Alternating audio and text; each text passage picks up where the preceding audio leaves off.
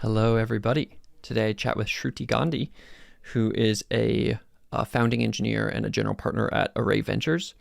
And Shruti's great. I mean, she has this amazing data background. And so today we learn about, because a lot of like building this new future for humanity, post-information age into the knowledge age and wisdom age, is like understanding how we can take all this massive amount of information and actually make it usable for humans. And so what we learn about from Shruti is kind of the things that she was supporting 10 years ago, the things she's supporting today. They kind of take and aggregate data and provide kind of insights for folks. And so that's kind of what we chat about. And we also chat about the future and how kind of machine learning is being used and how we're kind of understanding this new future of especially the kind of it's a reminder of the back of house for all. We think about these big data platforms like, Google, Amazon, Facebook, Apple, whatever, social media. But in fact, there's this whole other, Snowflake, Otaka, Atka, I don't know how to say them, a whole set of folks who are the back end, like the AWS for everybody, that is like holding and dealing with data. So we kind of dive into that as well. So definitely check out this episode with Shruti today if you want to learn about how data is being used to generate insights for humanity, and also the kind of back-end infrastructure to power that. Thanks.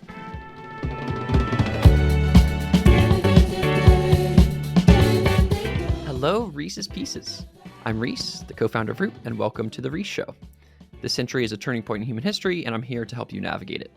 I hope you come away with a new understanding of the scientific, technological, and societal trends that are poised to radically reshape our world, and how you can work with those trends to become a live player in building a solar punk future. And today, I'm excited to chat with Shruti Gandhi. Shruti is a general partner and founding engineer at Array Ventures, a venture capital firm that focuses on solving big problems in the world, leveraging big data, AI, and ML. Shruti, thanks for being on the show and welcome. Excited to be here. Yeah, excited to chat. And there's a couple, so I hit up Shruti initially because she has this amazing, on Twitter, like she's doing an awesome like building in public thing where her title on Twitter is just like, hey, I'm Shruti, invest 500K to 1.5 million in angel rounds. And it's like, that's just such a great, you just like, you know what you're getting. And I just love that. So thank you for doing that. And I hope that is a thing that other folks do. The way I want to start, Shruti, actually is like, so the story we're going to be telling for the listeners is just like, okay, what has the world of AI and ML and big data look like, for the last kind of 10 years, then what will it look like going into the future? But before doing that, Shruti, I want to ask you a kind of a more kind of personal question, which is like, what made you kind of find your fire, and what made you like curious and motivated to like go do things in the world? That's a funny question. Let's see, where do I start? I don't think you can create fire in people. I think I think there are areas that people have fire around. And I think you have to find those areas. Somewhere along the lines, I think I found my fire to make that change in the world, uh, in the areas of technology, but woman-led technology, or you know creating an impact by doing things with people from that have my background, which is immigrant, minority, people who just never felt empowered to just have a role model to do things. So when I found that gap and I found that that was missing, I said, why couldn't it be me? That makes me wake up every morning and to do what I do. Luckily, my last name comes with a message. The famous Gandhi has once said, my life is my message. And so I lead with that example for my own life. And I want my life to be a message for people who look at me and say, I can do this. She can, I can.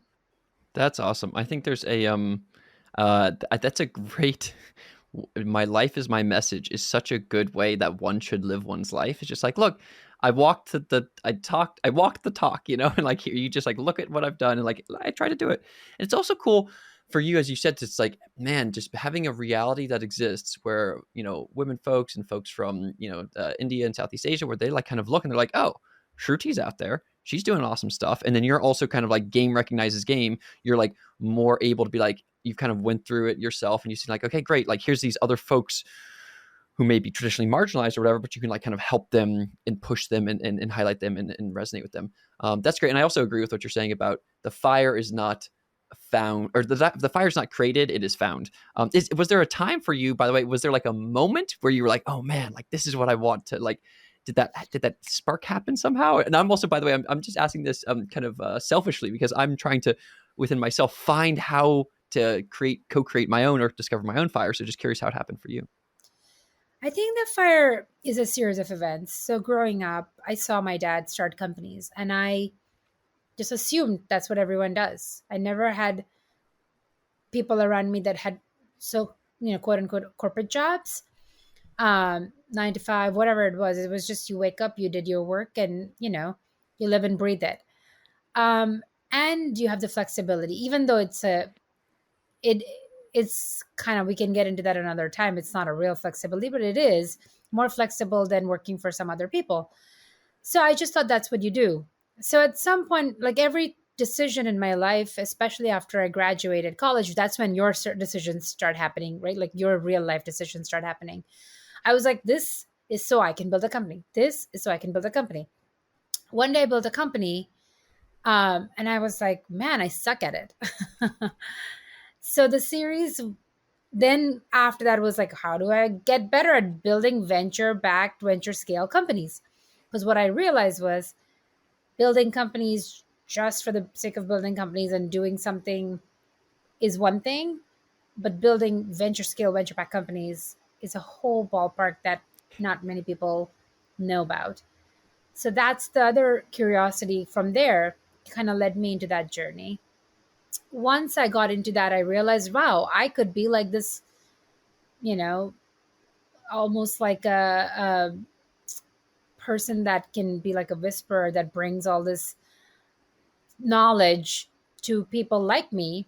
Uh, like, so I almost wanted to be like my own helper of my past Shruti, right? If that makes any sense. Um, so I said, let's get into this business and help people like me who didn't have, who had the talent, technical talent, skills, but didn't know what to do with that to make it into a, multi-billion dollar business. So that's kind of like why I wake up and I go, okay, who can I help today? And how can they be successful, just with like a little nudge from my end, right? Like, I'm not saying I can like pick up anyone from the street and make them, like, I'm not making them like overnight success. I'm not that good. But what I'm good at is finding people who just need a little nudge, little doors that I can open for them, that can have like tremendous impact on their trajectory. So Yeah, that's what I I love do. that. That's great. It's cool. I mean, I think it's also cool that like you were kind of with your dad, you were kind of built in this mindset. You were like, oh, okay, cool. Like whatever I'm doing, it's like so that I can build a company, so that I can build it. And then obviously, and then experiencing the like weight of just venture back startups, which are like the growth is crazy and all these things are crazy. It's like, oh my lord. And so like being someone who can, and I love the helping your past self. That's like that's definitely also the framing that I take when I think about helping young people. It's like, hey, random young person, I did this like 10 years later than I should have. So like, here's like what you just like get a Twitter or whatever. Yeah, And so exactly. um, and then I love also it's a funny because there's like the meme, the anti VC meme of how can I help, but there's the pro VC meme, the positive connotation version, which is you want to help out, and so you're just like looking to help folks and nudge them and open doors and give them capital and resources and emotional help, whatever it may be, to kind of like go them on the journey. So that makes a lot of sense. Let's dive into some of the specific things that you are that you've worked on in the past. And I guess specifically, maybe I want to ask, so you started Array Ventures roughly in 2016, it seems, so like 6-ish years ago, and with a $13 million fund. Tell me about some of the exciting things and exciting what your thesis was, what the exciting AI, ML, big data stuff you were looking at the time. What were you kind of diving into at the start of the fund? So my background has been in big data analytics for, called it different things at different times for 2 decades now. When I was starting the fund, I realized that there's going to be an explosion, even more so than what it was, of data stack, um, and there is not enough infrastructure out there to be able to handle that explosion. So that is exactly what I invest in. I still invest in that. um, it's industry agnostic. We solve different big problems for different industries. uh, it's B2B. Ultimately, there's no company that doesn't take advantage of data today. So it's like, it's like talking about it is also in some ways old fashioned, because there is everything. Any company that just doesn't take advantage of data is a shell, like in some ways, right? Like, um, and there's no long term edge, because you're not learning, you're not, you know, personalizing, whatever it is. Um, so when I was starting out that fund, the array, which is where I am right now still, but I kind of realized that for me to help other people, I can help in the areas I know best, which is data. And having been an engineer in that category for a decade before, uh, I just knew kind of like what was needed at the time and what did I want to solve in the enterprise world. So that's what the fund thesis has been, and that's what I invest in.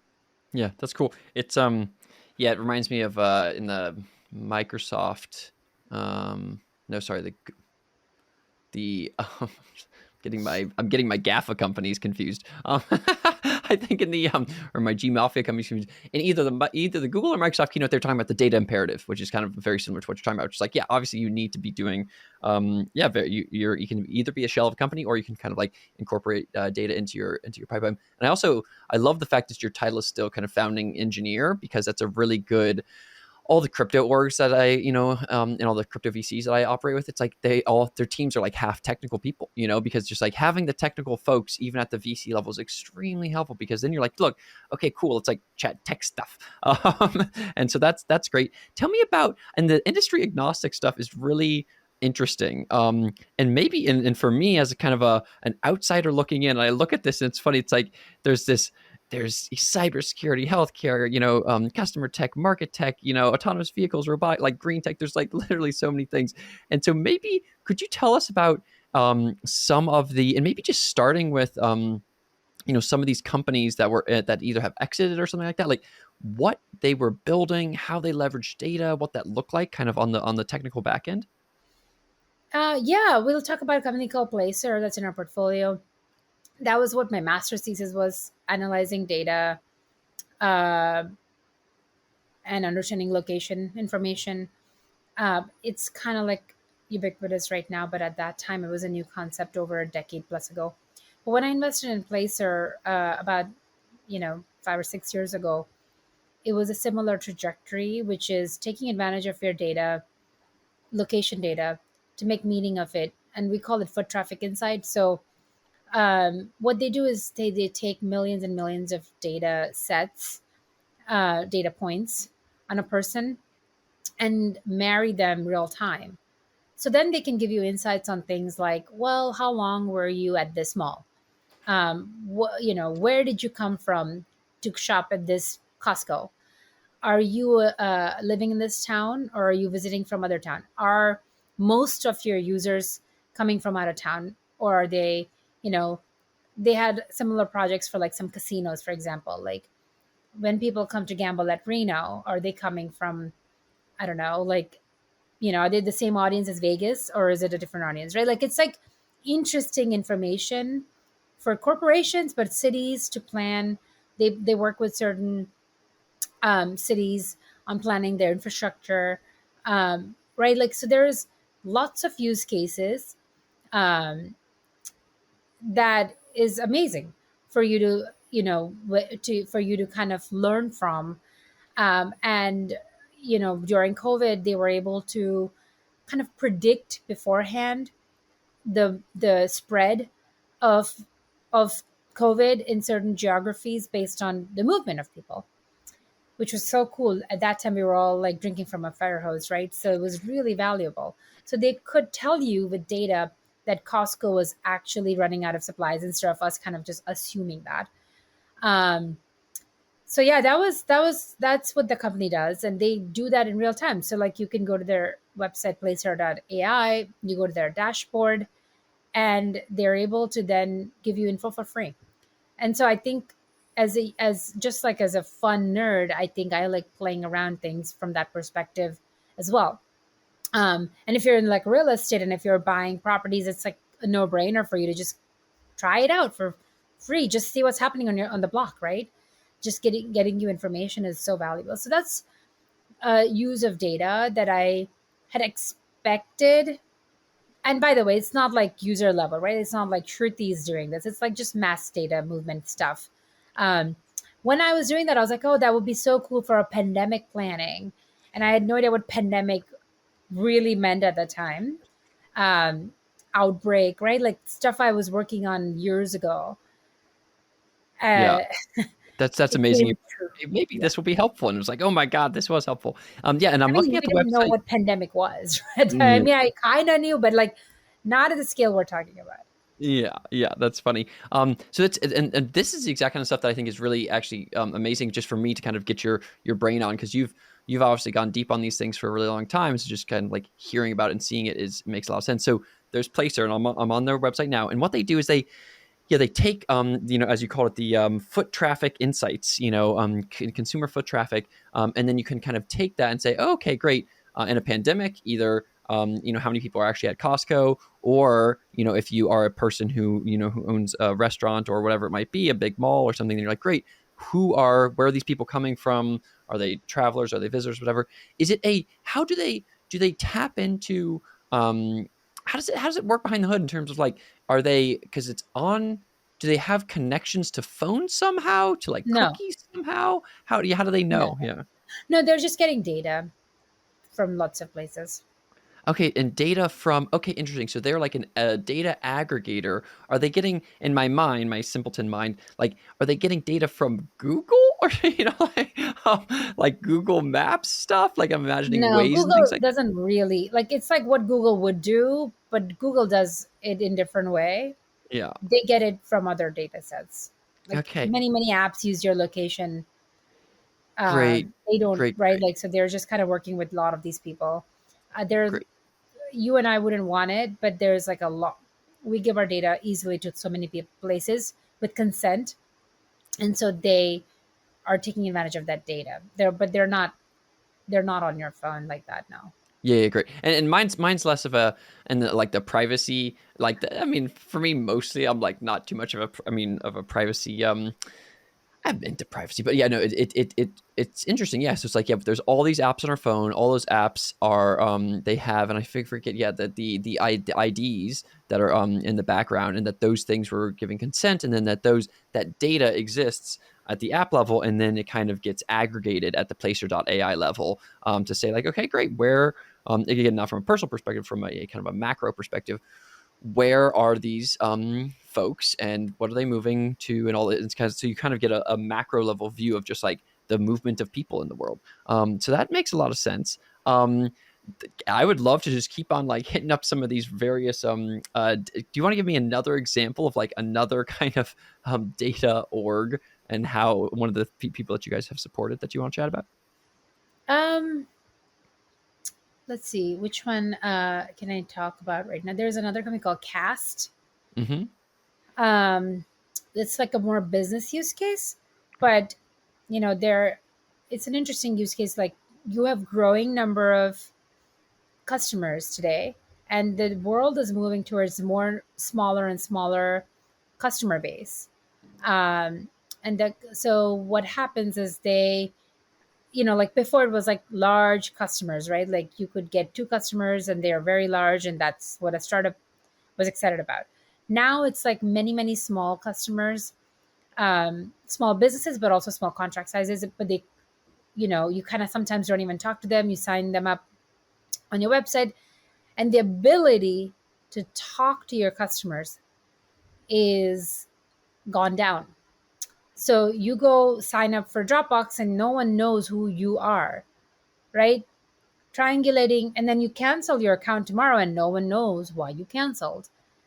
So the ability to to connect with Rhys or Shruti has gone down from that perspective. And this is a consumer, example, but that's happening even in enterprise, right? Like a business, you go sign up for Slack, but like I can cancel it and still like no one's selling me Slack today. Um, so with that in mind, what Cast, the website is cast.app. Just found it. Cast Yeah. does is basically takes the data of your user. So they take advantage like of the user, like who signed up for Slack or whatever, and then kind of gives you analytics in different form, shape, and form as a business owner. So it tells you Slack, so and so, org used so and so product for so long. Um, they spend so much time. Whatever was relevant, doesn't matter what the data is. It's what the business defines as important, but they highlight that daily, weekly, whatever matters to you, in an automated way. They give it to you in bite size info, because you could access that on a spreadsheet today in some ways, but running those reports and then synthesizing that is is hard. So what these guys do it is create like a bite size info that you can then share on WhatsApp quickly, or and it's auto generated using AI. Um, so Mm-hmm. that's what this company does, and it is yeah, and so that's taking advantage of data very differently and surfacing information to a business user for them to act on in the right possible way. Okay, cool, interesting. And so it's like, I'm just looking at the site now. I'm looking at something like I don't actually know them, but like something like success coaching. So it's like a coaching org that is, and they're trying to understand, okay, who are our clients, those kind of things. And so you can kind of like, you can pull the data of like, hey, who this person was making an email? Who is this person? Like, they were in Slack at this time. They had done this in this way, and so kind of get like almost like a history of their SaaS application or something. Is that kind of roughly? Yeah, yeah, Yeah. that's right. And so you're like, great, here's like who they are, what they pay for. It's like, oh, here's Rhys. Rhys is a cheap guy. He doesn't really like pay for SaaS, anything, whatever. Oh, here's Shruti. Oh, Shruti spends a lot on SaaS, or she's into these things. And so you can kind of like differentiate and then kind of target or It's do whatever. mostly based, it's like very technical. It's not like behavioral info. It's not Mhm. trying to like get into your brain to do anything like, oh, prediction. It's more just a business user and what they're doing to give you a sense of, how to keep you happy. Because in the old world, there was a relationship between a Yeah. buyer and a seller. The buyer wasn't buying anything unless they were like wine and dined, right? Today, Hmm. you find the product and you say, I'm going to just try it on my own. I'm not going to talk to you. And so then that relation, and then you one fine day also churn. Um, and that's hard to figure out why as well. So that's why the business user kind of gets an insight into your behavior of usage, not like behavior as a social study. Got it. Yeah, yeah. No, but that's interesting because I think there's a cool. It's an interesting piece where it's like, yeah, the old world versus new world, and like, yeah, and there's like when we have, and I forget, the average company has like, I like, I mean, it depends on what size. The average tech company has like 70 SaaS applications, Right. and SaaS subscriptions, and so it's like, okay, cool. How can we kind of aggregate, and then in a good way, it's like, how can we, instead of just everybody at Sears or whatever, and Sears owned the relationships, like, okay, there's across all these different platforms, how can like there still be a textured view of the customer underlying that, to be like, who are they, what kind of behavior do they do, what kind of, how can we help them within our SaaS application given these other SaaS applications they've had. Great, so those are both two good examples, and I guess I want to ask a like maybe a synthesizing question here, which is, when you think about, if the first application, if the Placer.ai is something that aggregates data from different apps, location data that then can show you, people's movement and behavior, and like, new, old, otherwise, for kind of like IRL geo-based stuff. The other one, Scale, is more like, or sorry, Cast app is more like something that does a similar kind of aggregation process among different customers from SaaS applications to let you know, okay, cool, this new SaaS customer might have, we can help them in these ways. Is there kind of so in some ways they're two like aggregative platforms. Are there kind of other synthesizing things as you think about and look for opportunities in the kind of data AI ML space, what kinds of like what is like the core patterns that are underneath these like these applications that you're looking at? Honestly, it's the data in motion and how who's creating data. It's following that, right? Like who's creating the data, where is it going, what's the path, what's the security around it. Um, it's a journey that you need to follow for a data platform. That is what we fund. So we have companies that do behind the scene infrastructure, um, data pipelines that enable a lot of this. It's a company called Mozart Data, right? Like, but so it's what any different pieces of the journey we talked about right now we enable, and that's what we need to fund in this world. And some of it is infrastructure, backend, supportive tech, and some of it is more application layer, which is like the Placer and the Cast and many others that we funded. So we do both. Great, great, great. Yes, so there's like yeah, the deeper infrastructure, something like Mozart, and then the application layer are these folks that are taking some of those and are accessing these kind of data pipelines in order to create user facing or B2B or B2C applications. Okay, I think We that makes don't sense. care if it's Web 2, Web 3, whatever, Web N, Web X. Yeah, um, it so we you know it to us we have companies in the data world, also in the Web 3 world. So to us it is, we're almost as agnostic into what universe this, it's almost like you need this in every universe. You need data to work and talk to each other in every universe. So we oh, we we definitely. invest in every category that way. Yeah, definitely. Yeah, I think a lot of the Web3 data stuff, ceramic, graph protocol, etc. Those are yeah, they just do it in a more they create incentivized networks, that do the kind of data indexing or data kind of creation processes that maybe in the past a traditional single org would have done that kind of that back end work. So what do you think about kind of thinking about, okay, so I get a rough vibe for what this looks like, and the kinds of data applications that you're looking for. How do you see? Well, I guess one question that does come to mind that we've kind of been talking around is like the kind of privacy and security question.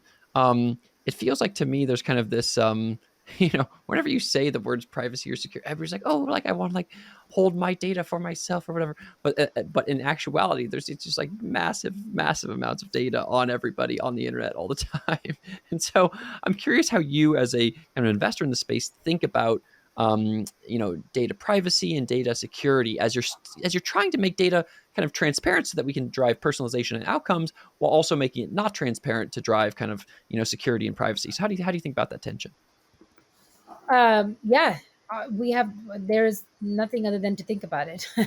You need privacy and security because they're the thing I learned early on in my career was what can be. That was cool. It's like, oh, what if we do all this and I just shared all my data and I just people just knew where I was and we could just all hang out. And that was like innovation and was born, and a lot of location based stuff I worked on was born. And then I started becoming learning about bad actors and what they do. Um, yeah, so I think that's when I started realizing you need both. There are people who, you know, even if they don't want it, end up doing a lot. Unfortunately, bad behavior is out there, and we have to protect from that as well. So while data gets aggregated and it's all good, there's also single point of failure worries, and there's also, I have to think about, if I like I'm aggregating data from all these places to bring intelligence, I'm making it easy for someone else to access it to then do something bad about it. So yeah, and even if the app didn't want to kind of find information about recent Shruti, I hope they're not saving that for someone to access it. So that's, we want to make sure that you don't store PII information, social security numbers, and so there's like series of companies that are formed around it from that perspective to be able to then make sure we're not doing anything bad. Um, and so we're creating innovation, but also protecting our identities and many other things around it. Yeah, that's interesting. And is there a what I'm hearing though is, yeah, it's like the aggregation is good, but then you can drive intelligence that like might make me happier and help me use Insight Timer and meditate more or whatever. Or you can have the aggregation that drives non-intelligence, where it's a thing that's kind of used as a bad actor against me to make me scroll on TikTok longer or something. Is there an org? You're saying that there are, so at one of these like large, or any of these companies that are in your portfolio, do they kind of, for PII, for personally identifying information like social security number or birthday or whatever, do they kind of, do they like hide that in a certain? I'm reminded of, for me, my first my first startup 10 years ago. We just stored our passwords in plain text in our AWS database. Oh It was yeah, like didn't bad. we all do all that? Yeah, So yeah. how do people do it today with PII? Like, what are you supposed to do, and how do they do that? You're not supposed to store it, right? Like Yeah, that's the thing. And if you do, it's encrypted, great. um, Yeah, or it's like not searchable. So it's just like there's many ways around it. Um, but sometimes it's like you have to recognize that this is sensitive data, right? And that on itself is a challenge sometimes. So yeah. there's so much to be done there. Yeah. But those three things make sense to me. It's like you either can not store it, you can encrypt it, or you can make it not searchable. So those are all good ways.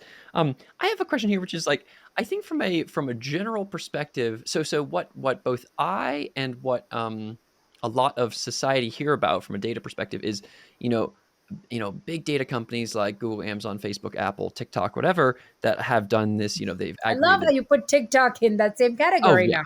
Oh, definitely. Oh, you would have to be crazy to not put him in that category. I don't know. Actually, it's funny. That might be correct. There's GAFA, Google, Amazon, Facebook, Apple. There's G Mafia, which adds in it's the same four Microsoft. letters, Yeah. exactly. Microsoft and Intel, I think.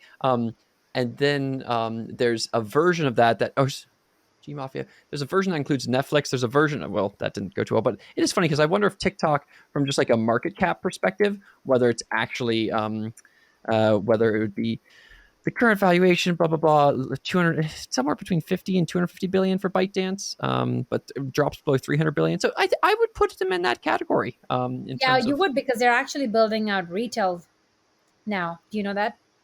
that makes sense. No, tell They're me more about vertically that. integrating it to everything. Like, so now you watch someone, I don't know, do this outfit changes, and they know that, and then they're selling you the outfit, and they have it stored, somewhere very close to us. Totally, So totally. it's a crazy integration. Like you're just thinking you're watching some cute people put dances together. You know what I mean? Like, so it's data can be scary. Yeah, Um, and yeah, and then that's the bad actor thing too. Like, well, fine, okay, it's all well and good. You're like, oh, Instagram is so cool. Like, it gives me the perfect ads I need to buy every product I like all the ads are so perfect. But at the same time, there's something there that can be done that has ill intent. I don't know. So yeah. yeah, It's just back into like the consumerist kind of lifestyle. It's like, oh, do you need all these ads? Can we make a different well, version of that's different. reality Yeah. that's kind of like SaaS based instead of advertising based? So in any case, the question I was going to ask you though is like, I think lots of society, myself to some extent, think of these massive GAFA plus TikTok as these huge platforms that are in the attention economy, that have aggregated tons of data, that know, quote unquote, a lot about us, and social dilemma kind of things. But there's also this other side of the kind of bottom up data ness that you're talking about, that you invest in, aggregating data, all of that stuff.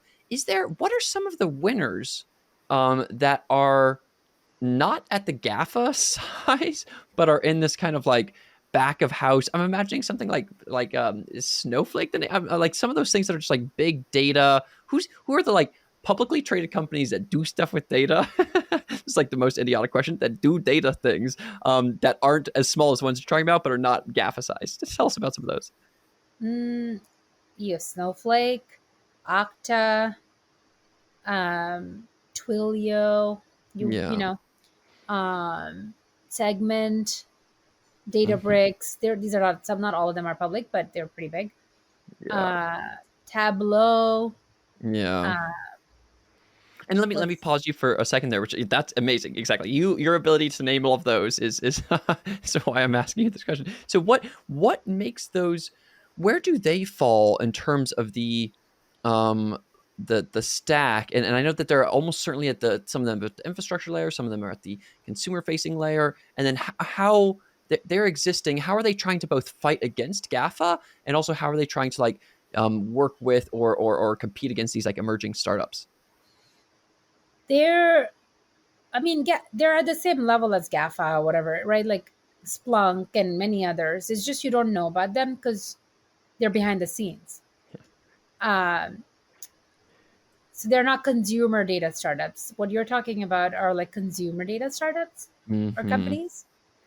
Um, what these companies do is like those companies are enabled sometimes by like the Splunks of the world, which is a big data company, right? Like, um, but a good example is like even with these big companies, you would think that they're ahead of the trend because they have the money and the cash, and but it's not possible. Someone said today like the infrastructure and the tech stack for like Instagram even is so behind TikTok, ByteDance, that ByteDance can do something every few seconds versus Instagram does it like every 5 minutes. So there is so much more rich information on you for ByteDance, which is why they're able to currently integrate, do vertical integration on so many front, and now soon you're going to start seeing some crazy um, personalization from them towards you. That's like their whole next stage of business model. Versus Instagram is good enough, but it's going to fall behind very fast. Um, and the ability to have a new tech stack for these companies is just impossible. Like you're not going to rip out your database overnight. Um, and so to be able to handle that is what a new company offers. And so there's going to be a new Instagram. There's going to be a new something where like that's like probably TikTok, right? Like, but being able, that's more consumer examples. But now take that to enterprise. It's a similar thing. There is going to be a new Splunk. There is going to be a new email security fraud detection company because what about like they're the current emails fraud detection companies are not good at detecting fake emails and like bot generated stuff and AI stuff, right? Like, so there's so much. It's just what we create, and we have to stay ahead of that and catch up with that. Yeah, no, I love that. I think that makes a lot of sense. Where it's like it's a classic to some extent. I'm reminded of the MySpace versus I figured, yeah, MySpace is Facebook, or was Friendster versus Facebook? I think it was MySpace. Friendster, well, it was MySpace and Facebook. And Friendster was specific, and that specifically MySpace. I think one of them. I think MySpace was the one where they're like their back end was just crap. yeah, And so it's like, you can, as we go further and get better new technologies, yeah, GraphQL, etc., that we're going to be using, right. we're going to be yeah, using. And it's also you talking about the, reminding me that I'm like blah blah blah GAFA. Those are just consumer facing things, but actually just a reminder that all the backend, all the B2B, what is the kind of AWS, the like AWS environment of like, oh, Yes, here's all this other stuff. So just like that's right. the thing to try to ingest in your mind and understand. It's like all the back end data stuff that's working in order to power the rest. So that's a good reminder. Let me ask you another question here, which is, do you think as we've kind of gone more and more into the future here, the current state of AI and ML, and I'm curious, earlier you were chatting about how Cast App uses AI or ML. Tell me a little bit more about how you're seeing artificial intelligence used within kind of data applications, either to support them or as like an input to them. Sorry, you got cut out for a second. What's the question? The question is like the question generally is just like AI, but more specifically, it is how is artificial intelligence being used to either support these some of the startups that you're working with, or as kind of an output of how do the startups that you're working with like provide infrastructure for AI? Oh, it's basic. I say we invest in AI machine learning, but we don't say that because you can't do that without data. Yeah. There is no AI ML today without data. And so when you do a data and when you enable data, that's when you can then apply AIML on top of that data.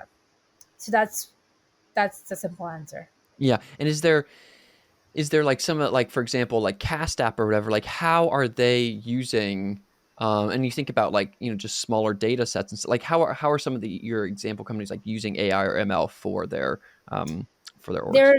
They're training it elsewhere on different data, and then they're plugging it on small data sets to be able to then auto generate, as I said, um, the voice or reports, or right, like that's what Cast will do. Um, so yeah, I think um, Placer will use data differently. Their AI from a perspective of being able to process a lot of this offline so that you can get data real time without a lag. Um, and all the AI is like what we talked about, which is the analytics behind knowing things around, how complicated it is to understand like where people are coming from, where are they going, and that's not one on one. It's like many, many, many layers of data points coming together. So that's the AI there. Cool. It's Both more those. like So machine learning.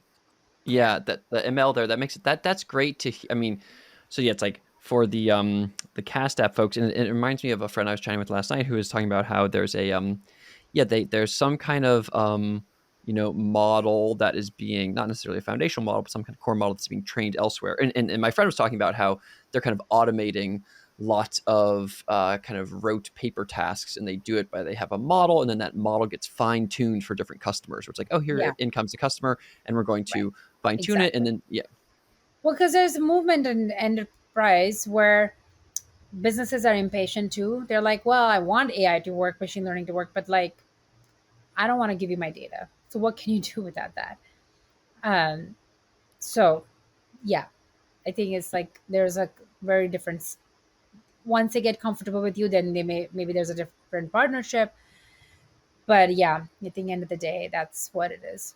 that makes sense. It's kind of a funny, yeah. It's like, yeah, and you try to do some combination of both aggregation, either at the intense GAFA level or Snowflake level, or at the kind of less intense but still very much in the background. This is like aggregation of all these kind of Placer AI data things, and then you kind of have this data aggregation that you can run models on, and then you do the fine tuning with the different kind of sub pieces, customers and things like that.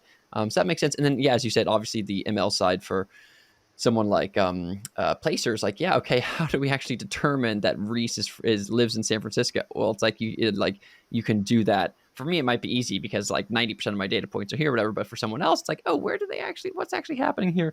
And you can the ML can kind of, you can be in feedback loop with it around training it to look at the yeah, to kind of model and tag the right things at the right time.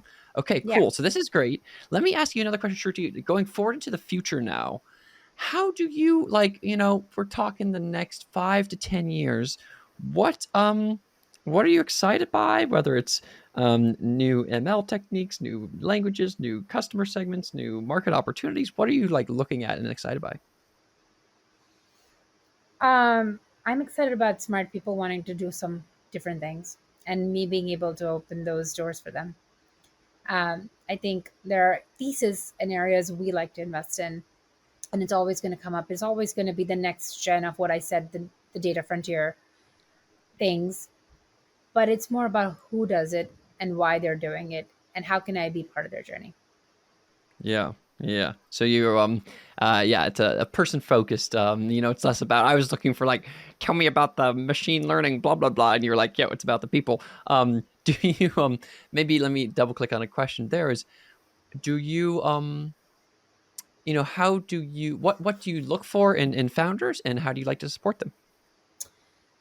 What I look for is what I said before. It's the first, my life is my message stuff, right? Like, which is I want people technical enough who are out there saying, look, if I solve for this, we can make this amazing technical innovation happen.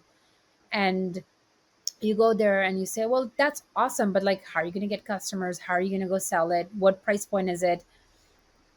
How fast are you going to go do it? What do you need to build? how are you going to prioritize what you build? Like those are lots of, I just like quickly shared some questions that most of our founders face in the first few months and first year of their business. So that's where we help. And our value add is helping you.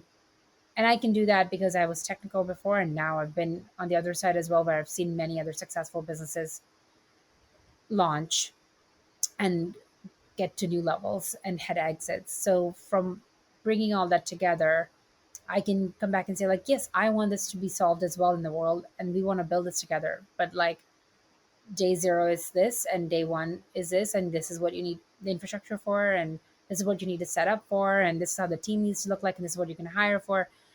Um, One step at a time is what I help with. Yeah, that's great. Yeah, because each new stage has a different part of the journey that you need to be prepared for. Yeah. Okay, as a final wrap, then I want to ask you a couple of overrated, underrateds, where I just say a thing and then you tell me whether you think it's overrated or underrated. And you spend 30 seconds on kind of a quick why. So do you think that this is kind of a very specific question, but do you think that the transformer machine learning architecture is overrated or underrated? Underrated. I mean, it's like needs to, it can do so much more, and it's just the beginning. Yeah, I agree. It is the beginning, and it is, yeah. I guess it's yeah, all these things I love because they're all different people's perspectives on if you're deep in it, you're like, oh my god, Transformers are amazing. You're like, it's overrated. But obviously, if you're a person from the outside of you, it's like, oh my god, this is underrated. Maybe one other just quick one is, yeah, it sounds like yeah, do you think that ByteDance and TikTok is overrated or underrated? I don't know what that means, but it's like underrated too, because the amount of damage they're going to do to you is going to be more than Facebook soon. Yep, No, yep. it's, as I said, it's right now cutesy, because like the number of people I know today that are not on Facebook but are on TikTok because they think it's not a social network and it's just cute and I do what I want in my own world, you know. Um, but they don't know what is going to come their way because of it. Yeah, And totally. it's so hard to even imagine it because it is social network. It's like even more, it's not just from your friend influencer, it's like the world influencing you and creating you a bubble around you now, because it's giving you exactly what you want now. Yeah, the For You feed as a kind of a not person, like it wasn't built on your social graph. It was built on the AI being trained on you. So yeah, it's a very powerful powerful thing. Beautiful. Well, Shruti, thank you so much for taking the time to chat today and for helping me and the listeners kind of understand the world of data in motion and data pipelines and all of these cool data things that you're investing in, and also just your perspective on like empowering women and kind of diverse founders. So that's great. If you want to check out Shruti's on Twitter, she's at Shruti, ATSHRUTI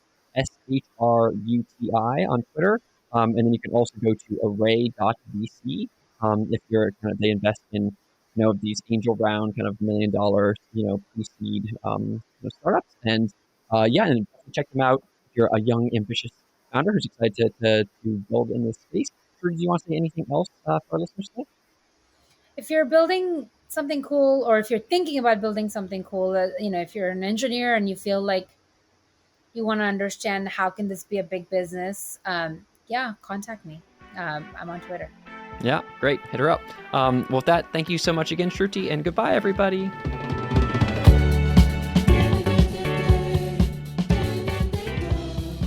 Thanks so much for listening today. If you liked the show, please give us a 5-star podcast review or subscribe on YouTube.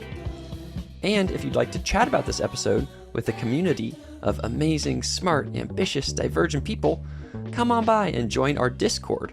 You can find it at root.co. That's ROOTE.co. And then finally, if you'd like to contribute to these ideas being shared more widely in society, you can support the podcast production team at patreon.com/Rhys Lindmark. That's patreon.com/RHYSLINDMARK. Thanks, and see you here for the next episode. Bye.